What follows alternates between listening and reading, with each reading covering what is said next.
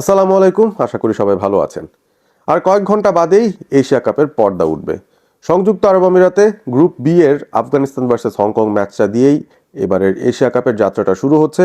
2022-এর পরে প্রথমবারের মতো টি-20 ফরম্যাটে এই টুর্নামেন্টটি অনুষ্ঠিত হচ্ছে এবং প্রথমবারের মতো আমরা দেখতে পাচ্ছি এই ধরনের একটা ফরম্যাটে 8টা দল পার্টিসিপেট করছে, দুটো গ্রুপে বিভক্ত হয়ে। এই বিষয়গুলো সাধারণত আমরা জানি, যারা ক্রিকেট ফলো করছি, যারা এশিয়া কাপ ফলো করছি, আমাদের ইন্ডিভিজুয়াল কিছু ফেভারিট টিমস রয়েছে, তাদের নিয়ে তো আমাদের অবশ্যই একটা চিন্তা ভাবনা থাকে, বা তারা কেমন করবে সেটা নিয়ে আমরা চিন্তা ভাবনা করছি। সেই জায়গা থেকে যে দুটো গ্রুপে 8টা দল বিভক্ত হয়েছে, গ্রুপ এ খুবই অনুমিতভাবেই এই গ্রুপ থেকে সুপার ফোরে কোন দুটো দল যাবে আমরা খুব ভালো মতন জানি। গ্রুপ এতে কারা কারা রয়েছে? রয়েছে ইন্ডিয়া, পাকিস্তান, ওমান এবং ইউএই। ইউএই হচ্ছে স্বাগতিক দেশ এবং এই 4টা দলের মধ্যে ইন্ডিয়া পাকিস্তান ডেফিনেটলি আমার মনে হয় 99% তাদের সম্ভাবনা রয়েছে পরবর্তী রাউন্ডে যাওয়ার। যদিও ইন্ডিয়া খুব একটা আনপ্রেডিক্টেবল নয়, প্রেডিক্টেবলি তারা এই টুর্নামেন্টের জন্য আরও একবার জেতার জন্য ফেভারিটস হয়ে তারা মাঠে নামবে। এবং পাকিস্তানের দিক থেকে যদি বলি, খুবই আনপ্রেডিক্টেবল একটা টিম, কারণ যে কোনো দিন তারা আবার বাংলাদেশের সঙ্গে, ইউএর সঙ্গে, ইউএস এর সঙ্গে, বিভিন্ন দেশের সঙ্গে তারা কিন্তু হেরে যেতে পারে, যেটা হচ্ছে তাদের নেচারের ভেতরে আছে। আবার হুট করেই আফগানিস্তানের মতো একটা স্ট্রং টিমকেও তারা ত্রিদেশীয় সিরিজের ফাইনালে যেভাবে নাস্তানাবুদ করেছে সেরকম পারফরমেন্সও দিতে পারে। সুতরাং কোন পাকিস্তান যে আসলে টার্ন আপ করবে আপনি আসলে বলতে পারেন না। তো যাই হোক, ইন্ডিয়া পাকিস্তান এই দুটো শক্তিশালী দল রয়েছে গ্রুপ এ তে, এবং তাদের পাশাপাশি ওমান এবং ইউএই রয়েছে। ইউএই কে নিয়ে আলাদা কিছু বলা যেতে পারে অবভিয়াসলি, কারণ হোম গ্রাউন্ডে তাদের খেলা, এই মাঠটাই তাদের প্রাইমারি গ্রাউন্ড, এবং সেখান থেকেই যে খেলোয়াড়রা উঠে এসেছেন এই খেলোয়াড়দের মধ্যে প্রচুর এক্সপিরিয়েন্স ক্রিকেটার রয়েছেন। এবং টি-20 ক্রিকেটে আপনি বলতে গেলে ইউএই দল থেকে 4-5জন প্লেয়ারকে আপনি আসলে সিলেক্টই করতে পারবেন, যারা অনায়াসে যে কোনো বিপিএল টিমে খেলে ফেলতে পারেন, এতটাই ভালো কোয়ালিটি। ক্যাপ্টেন ওয়াসিম রয়েছেন, যিনি আসলে দলের মূল ত্রাণকর্তা বলা যেতে পারে। মিডল অর্ডারে আসিফ রয়েছেন, যার ব্যাটিংটা আমার খুবই অসাধারণ লাগছে, এবং ইদানিংকালে আমার মনে হচ্ছে যে ইউএই বেশ কিছু ভালো ব্যাটার তৈরি করতে পারছে, যারা ইউএই দলের হয়ে তো বটেই, অন্যান্য যে কোনো বড় দলেও হয়তো অ্যাজ হার্ড হিটার সুযোগ পেলেও অবাক হওয়ার মতো কিছু থাকতো না। তবে যাই হোক, ব্যাপারটা এমন, ঘরের মাটিতে ইউএই খেলবে। তবে আনফর্চুনেটলি আমার মনে হয় ইন্ডিয়া পাকিস্তানের গ্রুপ থেকে ইউএইর সুপার ফোরে যাওয়ার সম্ভাবনাটা খুবই খুবই ক্ষীণ বলা যেতে পারে, একেবারে নাই বলা চলে। ইন্ডিয়া পাকিস্তান এই দুটো দল আমার কাছে মনে হয় সুপার ফোরে যাওয়ার যোগ্য দাবিদার। তবে ইউএই যদি পাকিস্তানকে আসলে টপকে চলে যায় সুপার ফোরে, তাহলে কিন্তু আপনি অবাক হতে পারবেন না, কারণ তাদের মধ্যে সেই টি-20 ক্যালিবারটা রয়েছে। তো যাই হোক, গ্রুপ বিতে চলে যাই, যেটা নিয়ে আমার মূল ইন্টারেস্ট। আজকে পরেছেও সবুজ রঙের জার্সি, বুঝতেই পারছেন আসলে বাংলাদেশকে নিয়ে আমি আলোচনা করতে চাই। এবং মূলত বাংলাদেশের পাশাপাশি এই গ্রুপটাতে অবশ্যই শ্রীলঙ্কা এবং আফগানিস্তান রয়েছে। এবং যারা এশিয়া কাপ ফলো করেন, ক্রিকেট যারা ফলো করেন, ইতিমধ্যে তারা বুঝে গেছেন ব্যাপারটা, যে এশিয়া কাপ মানেই যদি দুটো গ্রুপে বিভক্ত হয়, সেই একটা গ্রুপে শ্রীলঙ্কা, আফগানিস্তান, বাংলাদেশ থাকবেই থাকবে, কারণ ইন্ডিয়াকে পাকিস্তানের সঙ্গে আবার একসঙ্গে রাখতে হয়, কারণ এখানে কিছু বিজনেস পার্সপেক্টিভস আছে।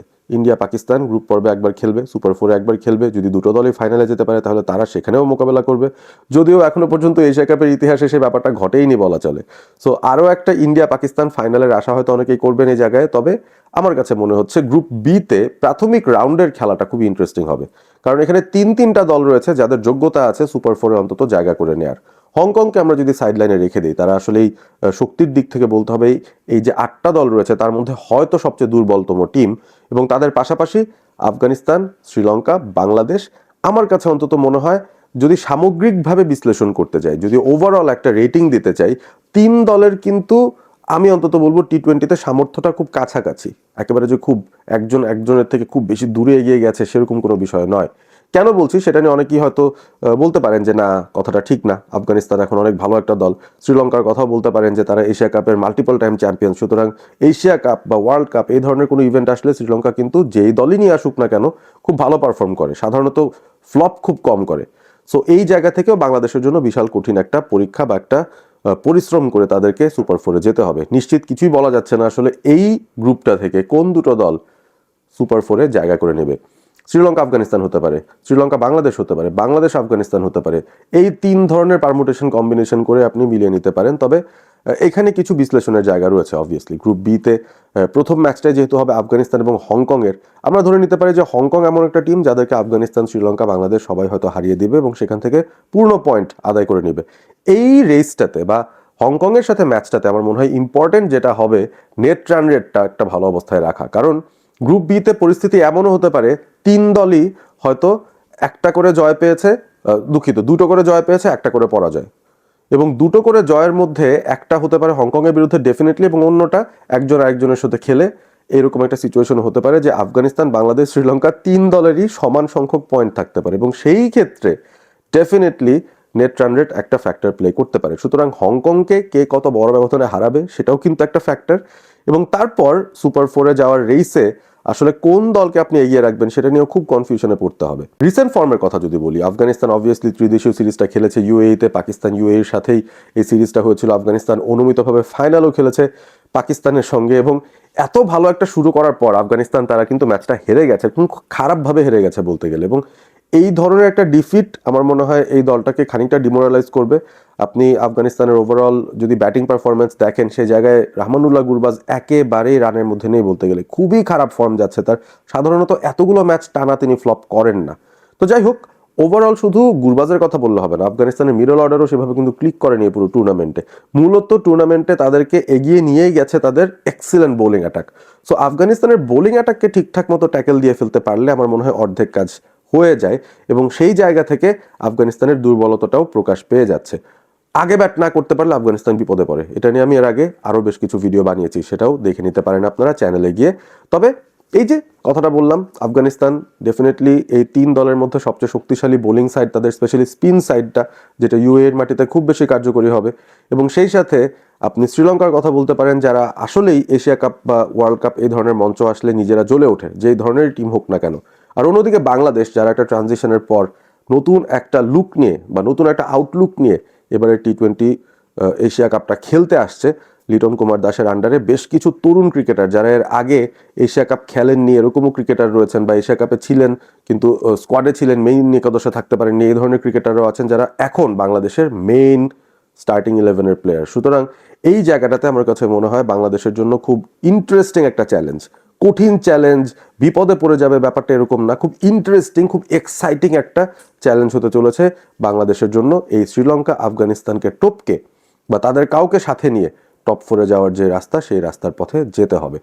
এবং একটা ইন্টারেস্টিং বিষয়ে আমি লক্ষ্য করেছি, আমার ফেভারিট কমেন্টেটর হর্ষা ভোগলে, আপনারা সবাই জানেন আমি তার ধারাভাষ্য খুবই খুবই ক্লোজলি ফলো করি, এবং তিনি তার ম্যানারিজমসগুলো কিভাবে তিনি কথা বলেন ইংরেজিতে, কোন পার্সপেক্টিভগুলো তিনি আসলে ক্রিকেটের মাঠে নিয়ে আসেন, এবং কেন একজন নন ক্রিকেটার হওয়া সত্ত্বেও তার ধারাভাষ্য শোনার জন্য সবাই পাগল হয়ে যায়। আমিও কিন্তু ওই অ্যাঙ্গেল থেকেই হর্ষা ভোগলের প্রত্যেকটা কথা, প্রত্যেকটা ভিডিও খুবই খুবই ক্লোজলি অবজার্ভ করি।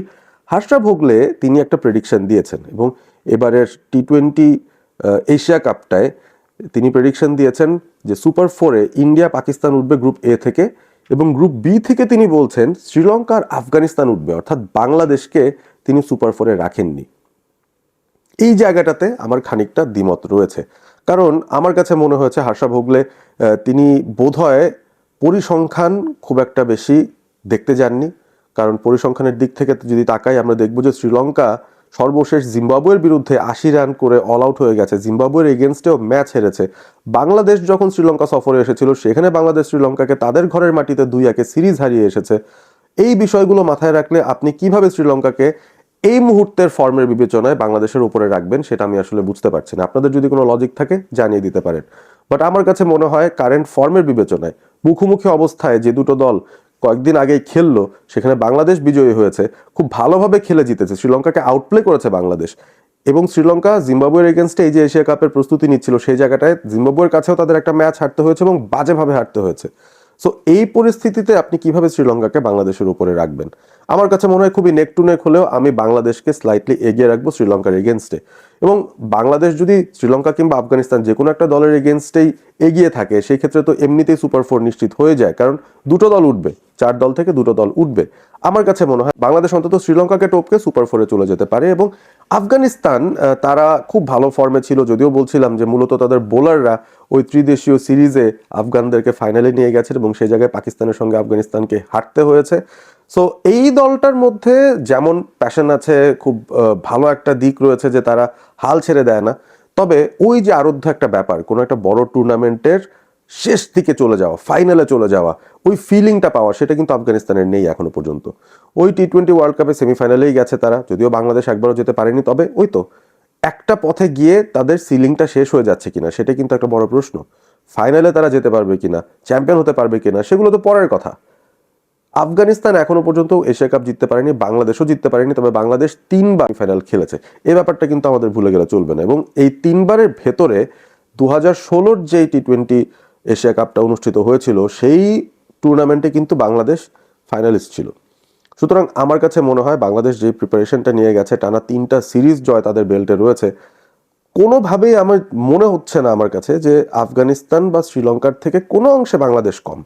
সো আপনাদের লজিক দিয়ে আপনারা বোঝাতে পারেন যে আসলে বাংলাদেশ ডিজার্ভ করে না সুপার 4-এ যাওয়া, শ্রীলঙ্কা আফগানিস্তানই বাংলাদেশের চেয়ে বেটার টিম। এই বিষয়টা আপনারা আমাকে এক্সপ্লেন করে দেখান, যদি কোনো যুক্তি থাকে সেটা জানিয়ে দিতে পারেন। কারণ হার্ষা ভোগলে কোন যুক্তিতে আসলে বলেছেন বিষয়টা, এটা আবার বোধগম্য হচ্ছে না। তিনি বোধহয় বাংলাদেশের ক্রিকেটটা খুব একটা ফলো করেননি রিসেন্টলি, তাদের খেলাটা দেখেননি হয়তো, এটা একটা ফ্যাক্টর হতে পারে। সো দেখা যাক শেষ পর্যন্ত বাংলাদেশ হার্ষা ভোগলেকেই সঠিক প্রমাণ করে গ্রুপ স্টেজ থেকে আবার 2022-এর মতো বাদ পড়ে যায় কিনা আমরা বলতে পারছি না। আশাটা এটাই থাকবে, লাল সবুজের বাংলাদেশ এশিয়া কাপের শুরুটা ভালো করবে, ডেফিনেটলি ফার্স্ট ম্যাচ হংকংয়ের বিরুদ্ধে হবে। সুতরাং আজকের যে ম্যাচটা সেটার দিকে কিন্তু বাংলাদেশের খুব ভালো মতন চোখ রাখতে হবে, আমাদেরও চোখ রাখতে হবে। আফগানিস্তান কেমন খেলছে মেইন টুর্নামেন্টে, হংকং কেমন খেলছে। হংকং বাংলাদেশের প্রথম প্রতিপক্ষ এবং আফগানিস্তান হবে একদম শেষ প্রতিপক্ষ। দুটো দলের উপরেই কড়া নজরদারি রাখতে হবে বাংলাদেশের টিম ম্যানেজমেন্টকে। ভিডিওটি ভালো লেগে থাকলে অবভিয়াসলি বন্ধুদের সঙ্গে শেয়ার করবেন, কমেন্ট করে জানাবেন এইবারের এশিয়া কাপে সুপার 4-এ যাওয়ার পথে কোন 4টা দলকে আপনারা ফেভারিট মনে করছেন, এবং সেই সাথে সাবস্ক্রাইব করবেন অল স্পোর্ট এবিপি। ভালো থাকবেন সবাই।